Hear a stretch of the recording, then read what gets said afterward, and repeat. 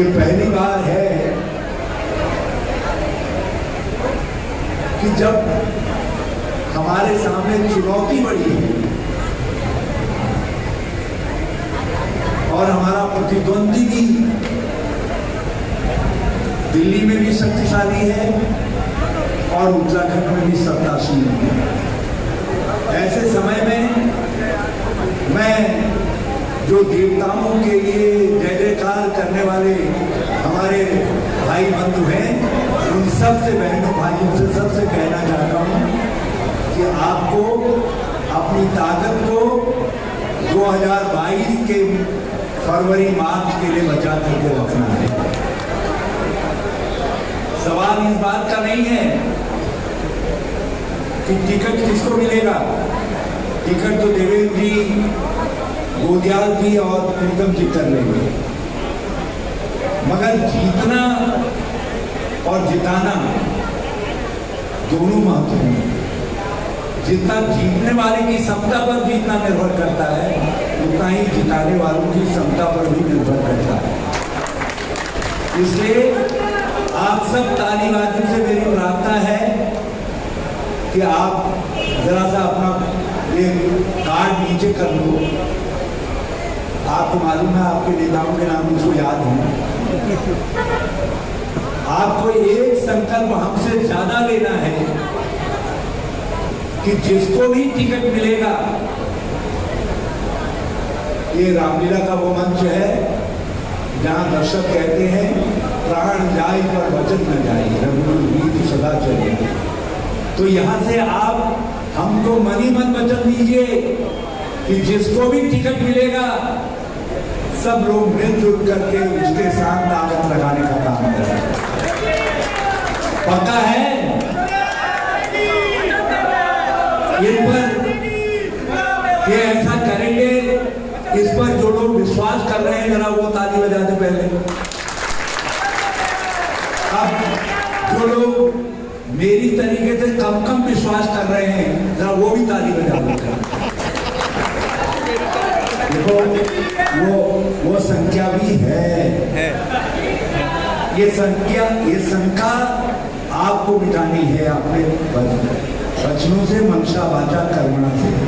हम एक पार्टी के सिपाही हैं, हम कोई अरे जो ताकत हमको अपने राजनीतिक प्रतिद्वंदियों से लड़ने में लगानी है, यदि उस ताकत को हम आपस में लड़ने में लगा देंगे तो जीत कहां से हमसे होगी, जरा मुझे बताइए।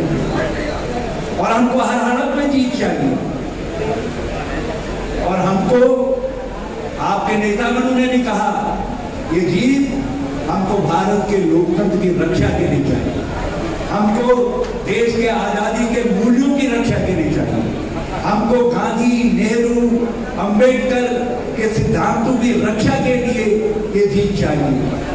हमको ये जीत इसलिए चाहिए ताकि हम उस गरीब की, इंदिरा गांधी जी के गरीब परिवार की हम ठीक से सेवा करने का काम कर सकें।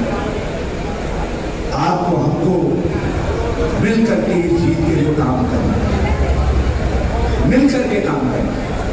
और मैं आपसे, क्योंकि आपसे सबसे रामनगर वालों से मैंने नाम इसलिए नहीं लिए मंच पर, मैं जिसका नाम नहीं लेता वो कहता, वो मुझको खारिज कर देता, कहता हरीश रावत आप कहाँ का नहीं रह गए, हमारा नाम भूल गया, आशा से लेकर के बगैर आशा तक सब लोग कहते ये तो भूल गया। और मैं रामावतार जी गवाह है, मैं पुराने भट्टूलाल शराब साहब को नहीं भूला हूँ, जिनके लीची और अंगूर चोर करके हम खाया करते थे और हॉस्पिटल में लेकर करके जाते।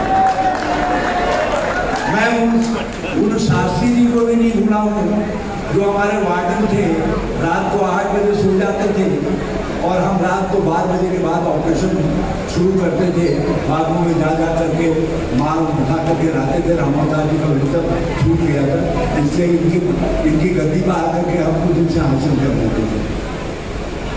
मैं यहाँ तक कि हमारे एक भड़बूजे थे, वो बेचारे कभी उन्होंने हमको गट्टे देने में, उन्होंने गट्टे होते थे, आज की तरीके से बढ़िया वाली बांग मिश्री और वो नहीं होती थी। उस समय सफेद सफेद गट्टे होते थे और उनसे उस समय हमने ये कन्नी के गट्टे लिए थे और उन्होंने हमको केवल 2 पकड़ा दिए थे। तो हमने उसका बदला लेने के लिए रात को लाला जी खटिया में सोए थे, मच्छरदानी लगा करके बाहर और गधा लाद करके जो है उनकी खटिया पर बांध दिया और गधे को उचका दिया और लाला जी गधा आगे को भागा और लाला जी धड़ाम से गिर गए। और दूसरे दिन उसके एवज में उन्होंने मुझको मुट्ठी भर चने दिए थे। आज भी लाला जी के मुट्ठी भर चने मुझको बड़े प्यारे लगते हैं। और एक बात आप ये याद रखिए, कितनी ही शैतानियां की हूँ, लेकिन जब मैं MP का चुनाव लड़ा, जब मैंने यहाँ से शुरुआत की तो सारे रामनगर में, जिनमें गलवलिया साहब भी सम्मिलित थे, सराफ लोग भी सम्मिलित थे, मल्होत्रा लोग भी सम्मिलित थे, उनके बच्चे भी सम्मिलित थे, रामावतार जी भी सम्मिलित थे। इन सब लोगों ने मिल करके मुझको चंदा दे करके मुझको जिताने के लिए काम किया। रामावतार जी यही है ना, क्योंकि इनको लगता था ये हमारा पुराना शैतान हरीश रावत है, अब MP हो जाएगा तो हमारी ठीक ठाक खिदमत करेगा। पता नहीं मैंने खिदमत की नहीं की, ये तो भगवान जाने। लेकिन मैं एक बात जानता हूँ, जब भी मुझको मौका लगा मैं रामनगर को कभी भूल नहीं पाया और आज भी नहीं भूल पाया। और भूल न पाने का मतलब ये नहीं है कि हमारे तीनों ये जो नौकाट मिलता है ये कोई अपने लिए खतरा महसूस करे। इनको खतरा महसूस करने की जरूरत नहीं है, लेकिन मैं रामनगर को कभी नहीं भूल पाया। और इसीलिए जब कभी इधर आता हूँ तो किसी के वहाँ पर लीची खाने रुक जाता हूँ, किसी के वहाँ चाट खाने रुक जाता हूँ, किसी के पास चाय पीने के लिए रुक जाता हूँ, किसी के वहाँ मूंगफली खाने के लिए रुक जाता हूँ। तो मुझको, क्योंकि एक एक करके जो पुरानी यादें हैं वो हमेशा लिपट करके मुझसे कहती है कि हरीश रावत ये वही रामनगर है जिसने तुमको बहुत कुछ सिखाया। मैंने हरदासी लाल मेहता थे, वो हमारे कम्युनिस्ट थे, उन्होंने मुझको पहले पार्टीबाजी क्या होती सिखाया। एक सुशील कुमार निरंजन थे को याद होगा, कम्युनिस्ट कांग्रेस थे और अखबार दिखाते थे, बाद में कांग्रेस के जनरल सेक्रेटरी भी बने।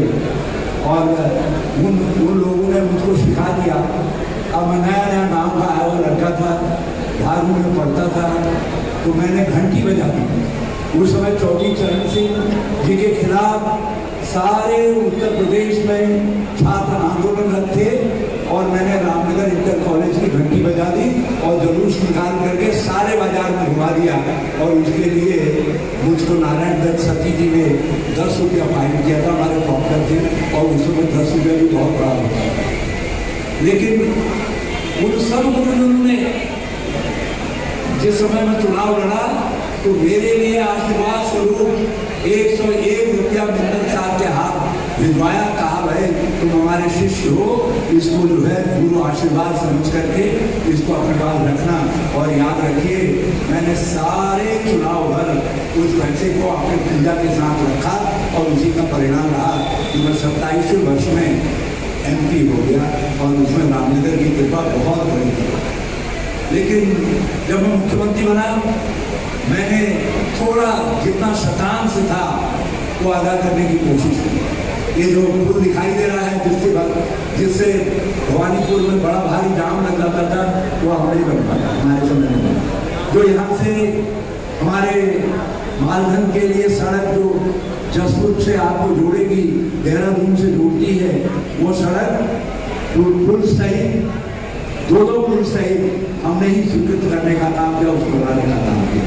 बस अड्डे को हम बड़े बस अड्डे को मंजूर करवा कर गए तो जगह मिलने की दिक्कत की वजह से शायद 4.5 सालों में उसका कुछ काम हो पाया नहीं हो पाया। पानी की समस्या को सुलझाने के लिए मैंने बहुत पैसा दिया उस समय। और आज मैं आप सब रामनगर वासियों से प्रार्थना करना चाहता हूँ।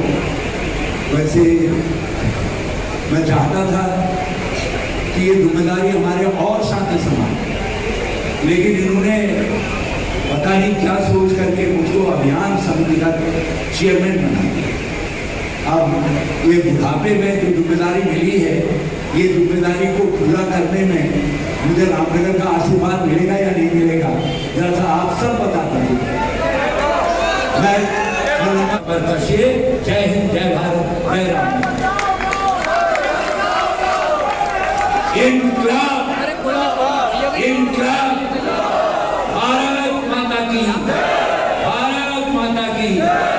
एक बार जरा वंदे मातरम कहिए, वंदे वंदे वंदे। बहुत धन्यवाद। मुझे थोड़ा आगे अभी प्रभारी जी बात करेंगे।